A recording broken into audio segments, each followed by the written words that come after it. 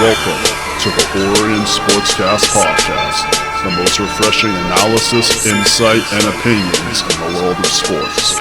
Here are your hosts, Josh Egan and Brandon Waterhouse. We are joined today by a very special guest, Samantha Ridgewell from Toronto 6. We're super excited. Thank you for coming on. Samantha, I'm just going to hand it over to you. Why don't you tell us about yourself, where you've played, where you play, where you're playing, all that good stuff.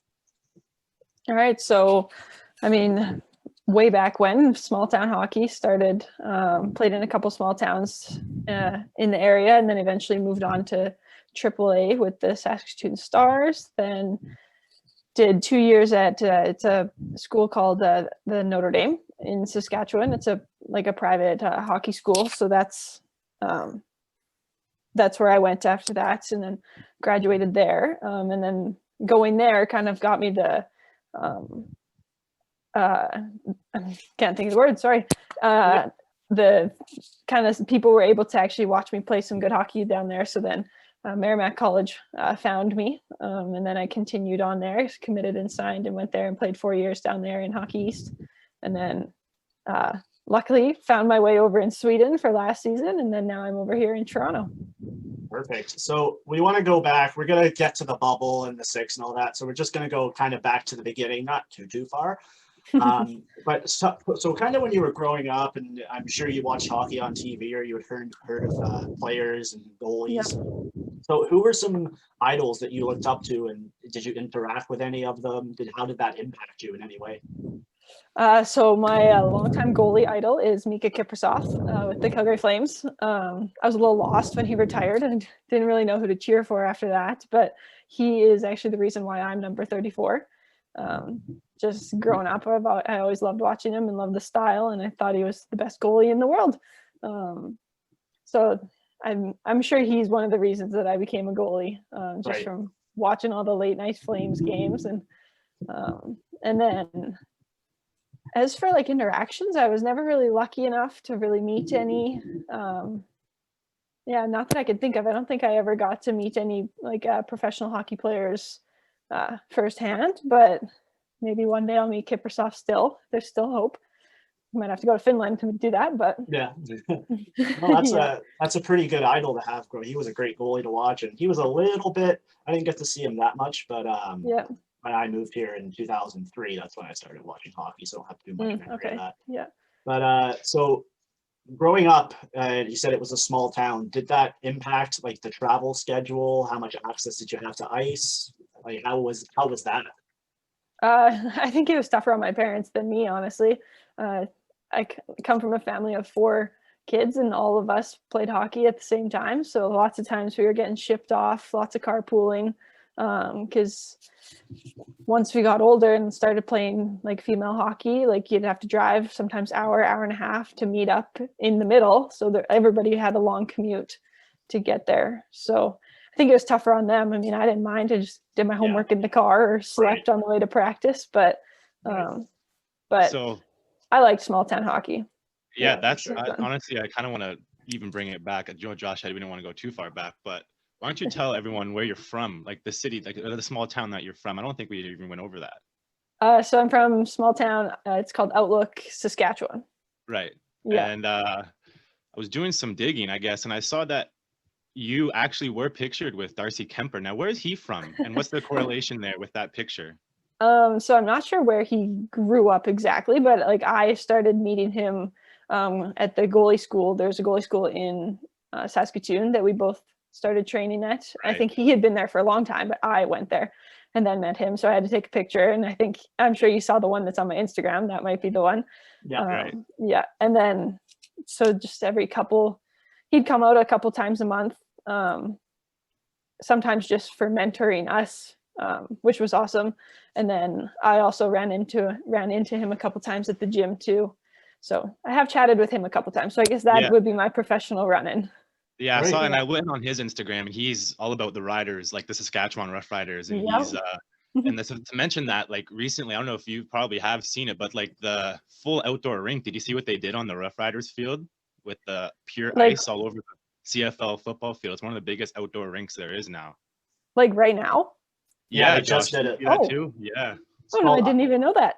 Yeah, they announced it Mosaic. Is it, yesterday. Mosaic. Yeah. Yeah, Mosaic. Yeah. Yeah, I Mosaic should've Stadium gone. flooded the entire thing, and now it's the largest outdoor rink in Saskatchewan. This happened like over the weekend. It's pretty interesting. Oh, yeah. Okay, I'll have to look at that. Maybe I'll Yeah, tell my man. family to go. I just got back to Toronto today, but maybe I could Perfect go when I timing, get back in yeah. March too. Well, So perfect.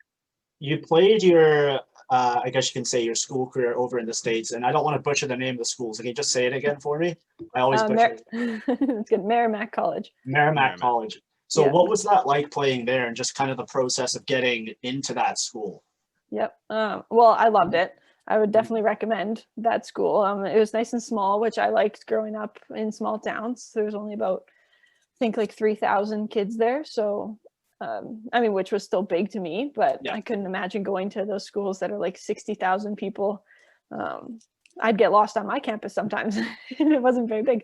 But yeah, it was good. I loved it. The coaches were great. My teammates were awesome. It's like cheesy. I feel like everybody says it, but like you really do make lifelong friends in college. Yeah, I'm just looking at your numbers here for the seasons you had there. They're pretty impressive. They get better and better every year. Thanks. So Yeah, I was seeing that too. Yeah, that program works then, it looks like. Yeah, they have great coaching there.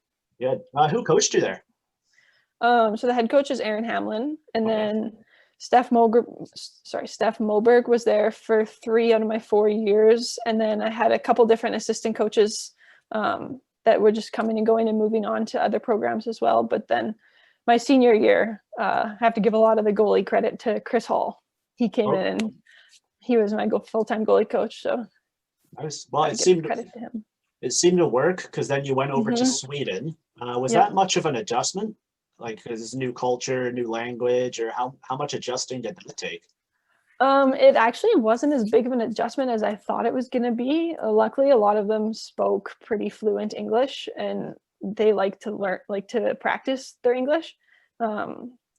So like within the team, it wasn't that bad, but like just walking down the street, or like I actually found going to the grocery store was the hardest thing, because you'd have to sit there with Google Translate, scanning every single item, trying to make sure you got what you need.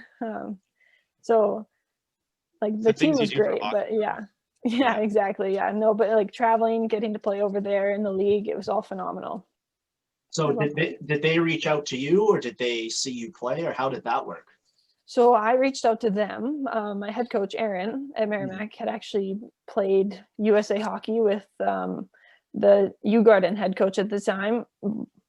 I don't even know how many years ago. So there was a small contact there. So at least I wasn't getting sent over to a complete stranger, but I had originally emailed the teams over there and sent some game film and got that started that way. Nice.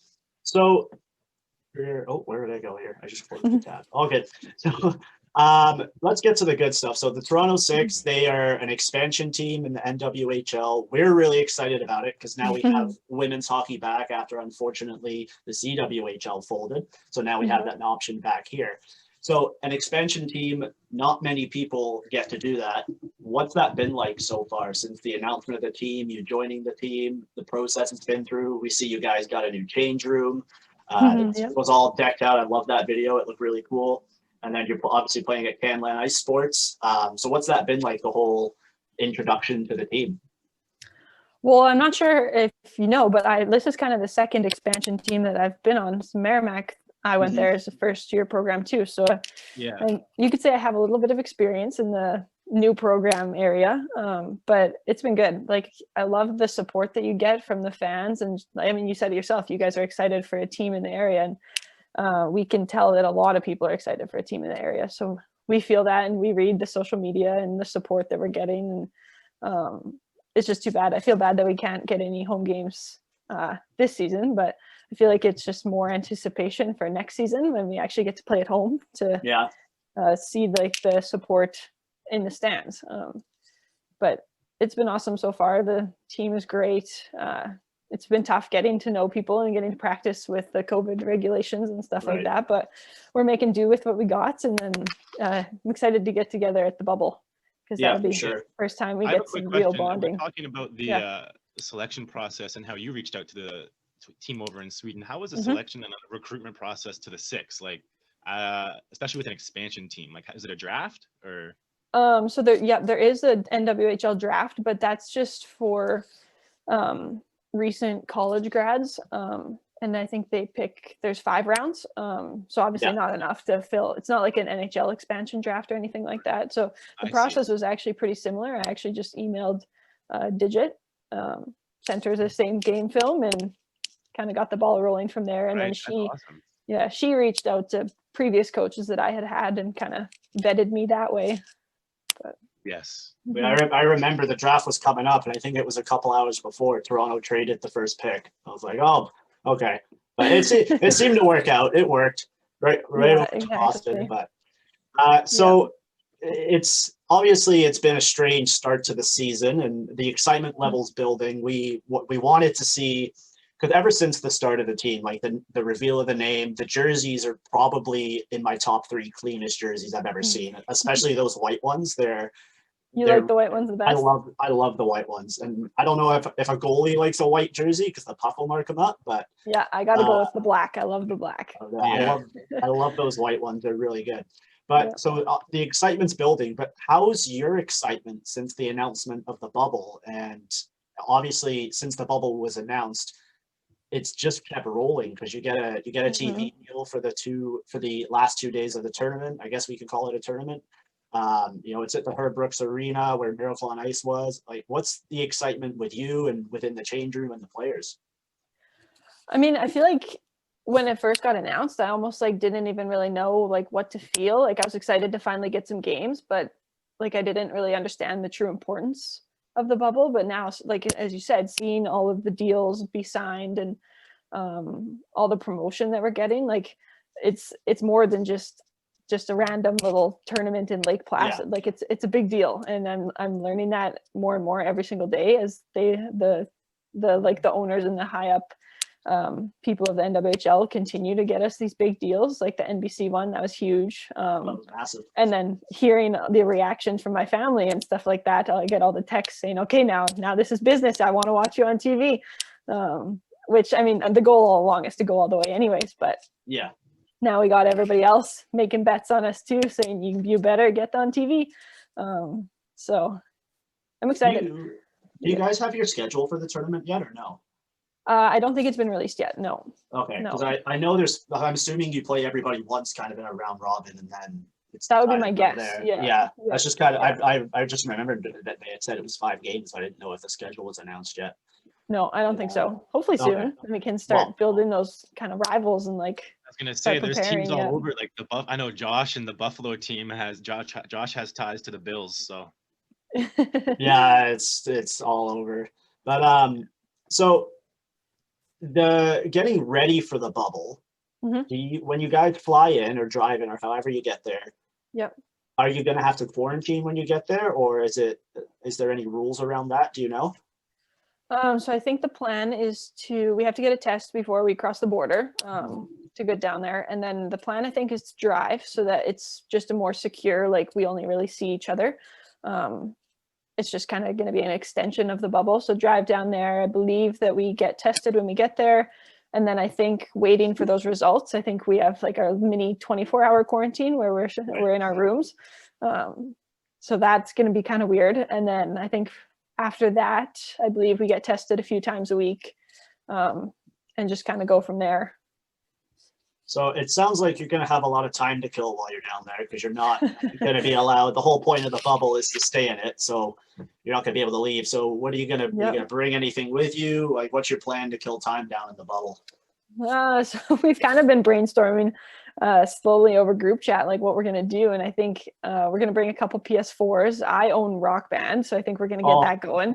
Yeah. And then we've found that we're all big into card games. So I think we're going to do that lots. And I'm going to bring some puzzles, just stuff like that to kind of get an escape from hockey, because it's going to be a lot of hockey in those 2 weeks. So I think it's important. I got a quick question, actually. That's funny that you mentioned the group chats, and especially with an expansion team and a new team, right? You have no one, the leaders are kind of unknown, right? And within the locker room, they're people have to establish that. How have you seen that right now go? Is it the older people or the young ones taking a step up? How does the situation right now go? Who's taking leadership roles?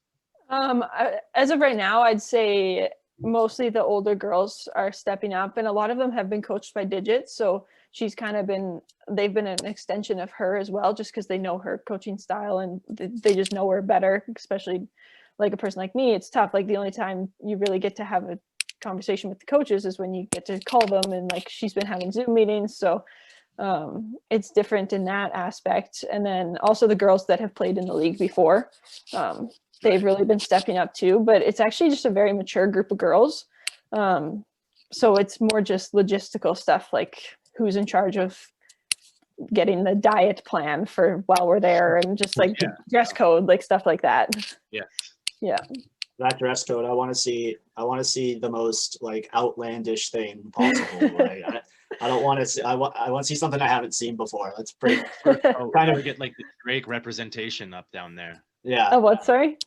A fur coat. Got to get like the Fur Drake coat? representation in the 6. We got to do something down there. Yeah. Canadian bring it. tuxedos. Oh, Think of our best. tuxedos. Could you? Yeah. So My freeze. obviously with this NBC deal, it's huge. Yep. What can the viewers look forward to watching, not just you, but the whole tournament? Mhm. So well, like you always hear about like, oh, there's no hitting, there's no like fights in girls hockey and stuff like that. Sorry. Excuse me. But I think that comes from a lot of times people that haven't actually watched a girls hockey game. So I think it's important to just give one game a shot, because you realize that it's actually a pretty skilled game, because you can't just go take the open ice hit. Like you have to be able to take, like, I mean, there is still like contact, it's just you can't take the open ice hit. So there's still it's a contact game, but you have to, there's a little bit more skill to it, because you can't just go run somebody into the board to take the puck away. So I think that's something that they would see and probably learn to love, because it is a very skilled game. And like the passion, I mean, all of us, the women's hockey's not where we want it to be. Like we're still have to work and stuff like that. So there is that passion that like, you have a long day of work and then still have to find the energy and time to make it to practice, but we do it because we love it. yeah. So that passion and commitment is there, and you'll see it at the bubble too. And especially from the last few months of not getting to play, like the passion and the energy, and like I feel like we're just going to come out on fire, all the teams, because it's been so built up for so long. So I think it'll be really good hockey. Yeah, I'm excited for it. So who are you most excited to play? Who are you most nervous to play? You don't have to give away any secrets, but have you guys done some research? Do you guys have film on many teams? Maybe the coaches do, but I haven't seen any film so far. I know they've asked me to do a little bit of like statistics digging and stuff, just like Excel spreadsheets and getting that stuff, but I'm only about halfway through, so I haven't fully finished my research. But I'd say I'm probably most excited to play the Buttes, just because Buttes and the Riveters, because I had my best friend Dominique Kramer is on the Buttes, and then Paige Voigt, another Merrimack teammate, is on the Riveters. So right on. yeah, that's probably my personal rivalries, just because I know them pretty well. But as for like dangerous players and stuff like that, I can't really comment on that yet. I'm not really sure. Yeah, but probably the Buttes. That'd be my rival right now. Yeah, that'll be fun. I don't know. I'm trying to decide who your rival's going to be. It's either going to be the Pride or the Buttes. I can't. Well, I feel like Buttes maybe because we're closer, but there was a lot of heat going down on Twitter a couple weeks back with the Pride. Yeah, so it might be Boston. I don't know who's running that social media account, but they might be. I hope they're not running both. I know, just arguing with themselves, but that'd be kind of funny. There might be some Twitter bombs thrown. Right. I think that, the social media is going to be pretty funny during the bubble. I'm sure it'll get pretty heated. Oh yeah, it's been great. And I think that also brings like such an extra like area of views, like people from Twitter. It brings a whole different aspect of people who can comment on it. They might not watch it on TV if they don't have the time, but they'll comment on the Twitter, because Twitter's so interactive. And then all of a sudden, you guys are trending. That's what we're hoping for. Exactly. Well, and I think she's done a good job. Our social media person, her name is Alyssa. Got to give credit to her, because she does a great job. Good. But I think it's good that it's not all just straight hockey content. Like she's got a lot of funny memes and stuff like that. Yeah. So you're getting to viewers that might just scroll through a video of practice, but then they start looking at our Twitter account and they're like, oh, this team's pretty funny. Like, and then you kind of get hooked that way, and then you learn to love hockey. Yeah. Right. It's no, it's definitely been, the Twitter game's been at the top of the league for sure. So how do you guys, when the puck drops, how do you think you're gonna do? Because I think you're going all the way, but what can we expect? You think so? Oh yeah, 100%. I'm a total homer. But what can we expect realistically? Do you have any idea? Well, I appreciate the support, and I mean, like since day one, like the very first time that I talked to Digit on the phone, like her question was like, if you're going to play with me, like, are you ready to win the cup? Mm-hmm. And with way more excitement, as you'll see later on in the season, I'm sure. But that, like, she asked that all the time, like every time we're doing a tough practice or something like that, she's like, this is for the cup, like we gotta get through it, like so I think that's been installed in our brains this entire time. So I mean, the goal is to go all the way, so we're going to give everything we can to make it all the way. Well, we hope you do. One final question, and I'm going to ask Digit the same thing when she comes on. That's the first time I've announced it on the show. We will be having Digit Murphy on. So you'll see your excitement next week. I got a question after you, Josh. Okay. Do you think, you're at the Herb Brooks Arena, I'm sure we all know the Miracle on Ice speech. Do you think she'll deliver something like that? And can you see her doing that exact speech, but replacing the team name, just all the games? Honestly, she probably would be the one that memorizes it and does it. But she, like, the speeches that she comes up with are really good on their own. So I'm sure we'll get some type of Miracle on Ice speech every single time we get to the rink. I love it. Which is good. It's good motivation. She's really good at motivating us also. But I could see her bringing that speech. Quick question here. Josh and I, 2 quick questions. It's more of a personal preference, especially with a goalie and an athlete. So Josh and I are going to do a little bit after this on our favorite pump up songs. So just give me 2 or 3 of your go-to songs that you can put in your headphones. I got my playlist right here. It's actually the same songs every single time. That's perfect. Where's my playlist? Haven't listened to it in a while, sadly. The one that I actually listen to all the time, that I do my like mental, like mental pictures and imaging, I guess. It's called Split by Tiesto. Not sure if you've heard it. Yeah, that's a good one. I like it. There's like not very many words, so it's good. You can focus. No. When he played that, he headlined Veld a couple of years ago. This is going back to the days where I partied too much, but the crowd went wild for that one. yeah, I love it. And then, just a lot of Tiesto, some Martin Garrix. Right. So you mentioned the mental Bigfoot, listening to music. I know goalies, just like stereotypically wise, are known for their superstitions. So what are like some of the things that you do to get ready in the hallway before the game? We always see like CBC taking videos of the guys putting the tennis balls off the wall. What are your type of traditions? Yeah, so I do that too. It's more of just like an extended warm up. Like, I don't know what would happen if I didn't do it. Like if it is a superstition, like I just always find time to do it. So I guess it is kind of a superstition. But as for other stuff, just the classic, like put like right skate on, then left skate on, same music, like nothing too crazy. Nothing too weird. I know everybody always says goalies are super weird, but I feel like my superstitions are pretty. Clear the air on that too, because goalies are people too, and they have emotions.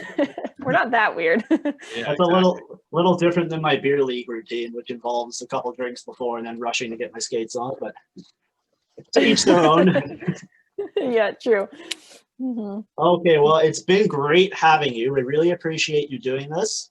Yeah, thank you for spending the time. I know it's especially with moving into Ontario right now in the middle of what we are in. It's not like you do have time to do other stuff, but we know sometimes a podcast with some guys you don't know are the last things on your mind. So we really appreciate it. We want the attention to the Six, like we really do. So we want Drake to represent you guys too, maybe one day down the road, like the Raptors. Thank you. Well, and no, I'm honored to take the time. I'm glad that you guys are putting in the effort to get us the viewers and promotion. So I thank you, actually. Thank you so much. Sure. No, thank you for coming on. Okay, I'm just going to stop the recording, and then if you just hang around for a second, we'll just say goodbye. All right, we'll be back.